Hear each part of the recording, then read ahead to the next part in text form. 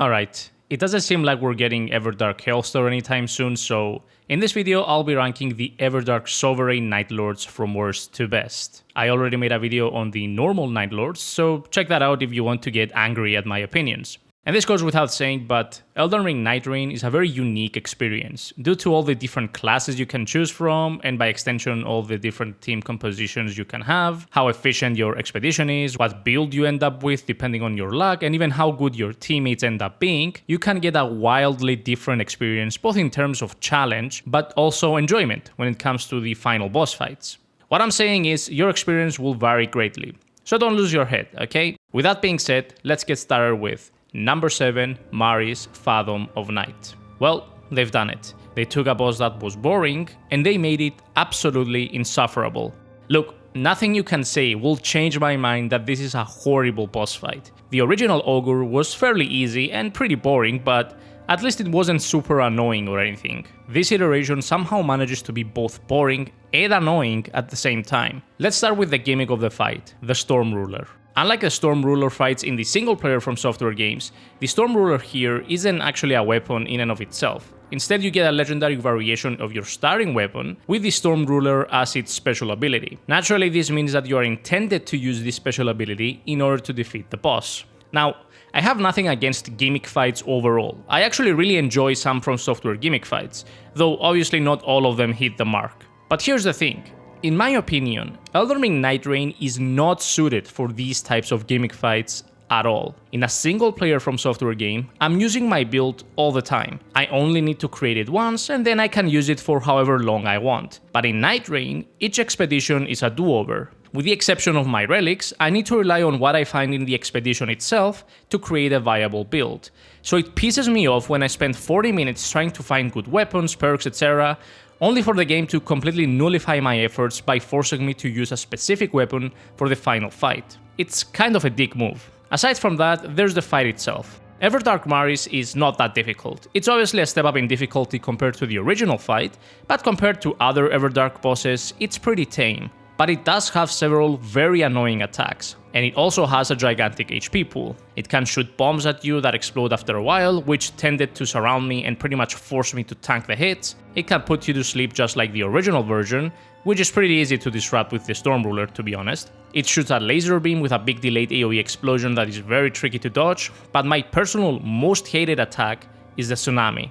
Mari's will summon a massive wave which moves very slowly, covers up a huge cone, and will cause damage over time while you're standing inside it. For some godforsaken reason, the devs decided to make this wave almost completely transparent. It's easy enough to see if you're away from it, but if you're standing close, you can very easily get disoriented, and instead of running through the wave or away from it, you instead run in the same direction and inevitably get killed. I really hate this fight. It's by far my least favorite Nightlord fight, Everdark or not, in the entire game. It's also the only Nightlord fight that I never even attempted to do solo. Not because I don't think I can win, just because I don't want to experience it again. Usually I try to fight the Nightlords both on solo and with a team, but not this guy. He's too annoying.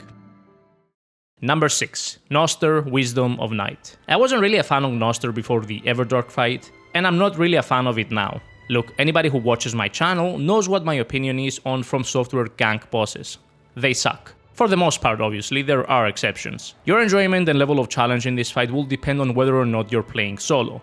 As a solo player, this fight is annoyingly difficult due to the simple nature of how these games work. It's always a nuisance when you have 2 or more bosses chasing you around, even if the bosses themselves aren't that difficult. Or in this case, having one chase you around while the other one spams projectiles. The gist of this fight is that it starts as the normal second phase of the original Noster fight, meaning the Scorpion and the Moth are fused, and I use this term very lightly. After you kill them, the real boss of the fight, Animus, will appear and resurrect both of them. When you kill one of the bosses, Animus will take control of their body, resurrect them, and will enhance their capabilities. The fight ends when Animus itself dies. Animus is, for the most part, invulnerable, aside from when it's inside another boss, and right before and right after that. So effectively, this is a much harder first phase of the original Noster fight. The fight doesn't really play out all that differently from the original fight, it's just an enhanced version of it. Having Animus fuse with the Moth is typically easier than having it fuse with a Scorpion, as the enhanced Scorpion's earthquake attacks are fairly tricky to dodge. And yeah, that's the gist of this fight. It is a gang fight, so naturally I can't really be a fan of it, but at least you know what you're getting into. So yeah, it sucks on solo, but to be honest, this fight is just overall not that fun anyway, so moving on. Number 5, Libra, Creature of Night. Look, this boss is so polarizing that it doesn't really matter where I place it on this list. There's definitely going to be some people that think it should be placed elsewhere. To be honest, I don't really hate this boss, at least not nearly as much as other people seem to hate it. But do keep in mind that my first experience with this guy was me playing solo with Iron Eye, which, from my understanding, is probably the best experience you can have with this guy. Libra's Everdark form adds a whole lot of things to the mix. First of all, he summons a version of each player's character periodically to fight alongside him.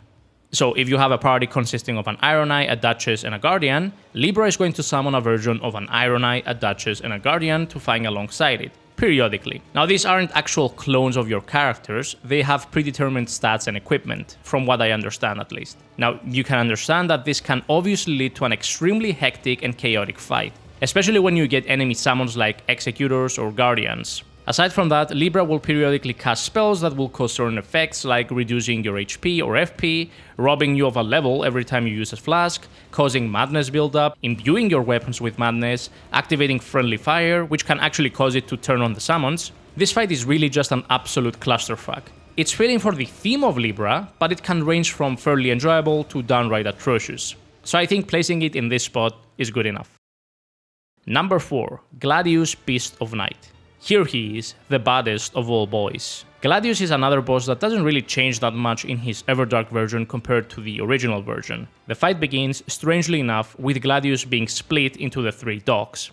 At this point, they're pretty much the exact same as with the normal fight. After you deal some damage, Gladius will revert back to his Cerberus form, and he will gain some enhanced moves like rush attacks, chain sword attacks that follow up with explosions, as well as a huge AoE explosion. His attacks can be extremely deadly, but easy enough to deal with once you get the hang of them. The rush attack is the most dangerous one for me, as its tail is very short. Eventually Gladius will split into 3 again, at which point the 3 dogs will also perform rush attacks, which kill me more times than I care to admit.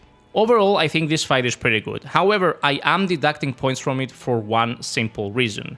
The parts that Gladius splits into 3 are absolutely awful when playing on solo, and in my opinion should have been removed from solo mode. I had the same criticism for the normal variant, and it doesn't change for this version. It is just a miserable time being chased around by 3 mobile, aggressive bosses as a solo player. In duos and trios, it's much more manageable as you can spread them apart. But on solo, there's no reason for this mode to exist, I'm sorry. I know it's the boss's gimmick, but it sucks. And unlike the Gnoster fight, which is designed from the ground up to be a gang fight, Gladius can work perfectly well as a single boss, so there's no reason not to make this adjustment. Either way, good boss fight aside from the splitting parts, moving on. Number 3, Kalego, Miasma of Night. I gotta say that the more times I fight Kalego, the less I like it as a boss. I mean, don't get me wrong, it's a cool fight, pun intended, but I'm really kinda getting tired of that go close and punish then run away style of combat, which is exactly how you should be fighting Kalego. Like the original version, Kalego is most dangerous at a medium to long distance, due to his breath attacks that are incredibly hard to fully dodge if you're in their line of fire. Thus, the best strategy is to stay relatively close, bait some easy to dodge attack, and then run to the boss and start hitting. In the Everdark version, Kalego will coat itself with ice armor, which will reduce the damage you deal to it by a significant amount. You should focus on breaking all the pieces of the armor, as that will stun the boss and will give you free opportunity to land some easy hits. In this version, Kalego will also use more lethal attacks such as ice crystals that explode, though strangely, it doesn't actually use its 2 ultimate attacks from the normal fight, or at least I haven't seen them.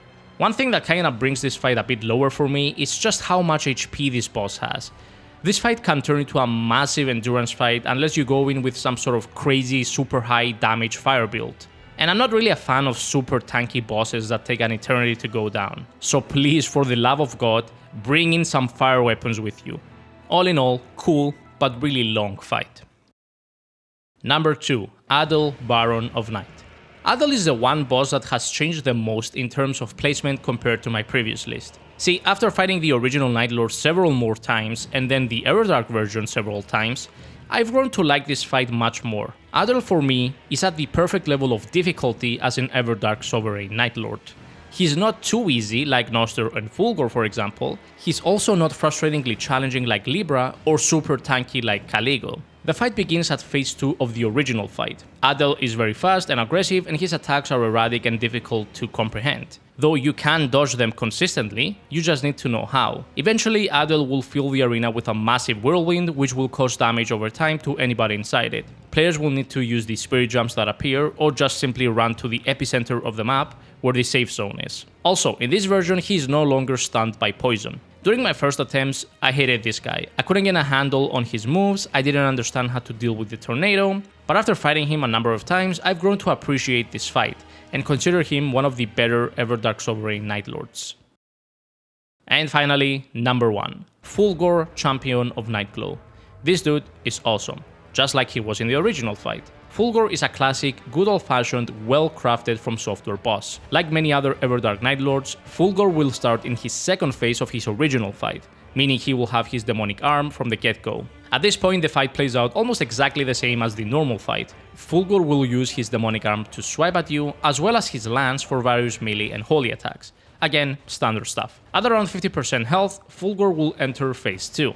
His demonic arm will actually revert into a normal arm, and you'll get to fight a two-handed Fulgor for the first time ever. His lance will turn into a twin blade, which he will use for several dangerous melee attacks. One of these combos goes on for like 10 seconds and is extremely dangerous. And also kinda bullshit. Good luck avoiding that if you're not playing with Iron Eye. He can also use a bow to shoot fast projectiles, as well as the exact homing rain of arrows that Aldrich used in Dark Souls 3, meaning that he's dangerous from both up close and a distance. He also gains access to an ultimate move during which he soars into the air, targets one player, and after a few seconds, shoots an arrow that explodes in a massive AoE, dealing huge damage. You can easily avoid this though by simply running away and dodging as soon as the explosion happens. This is just a good fight overall. But I do have one criticism though, and that is the difficulty. Fulgor for me was one of the easiest Everdark Sovereign bosses. Perhaps the easiest one. His moveset is varied and challenging enough, it just feels like his stats weren't really modified to the extent that they should have. And I know that it's not just me, since most of my friends also had a fairly easy time with him. I feel like as an Everdark Sovereign boss, he should have been a bit tougher. Despite that though, he still remains a great boss.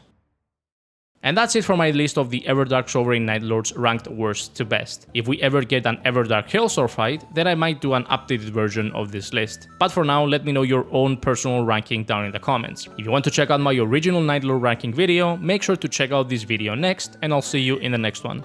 Peace.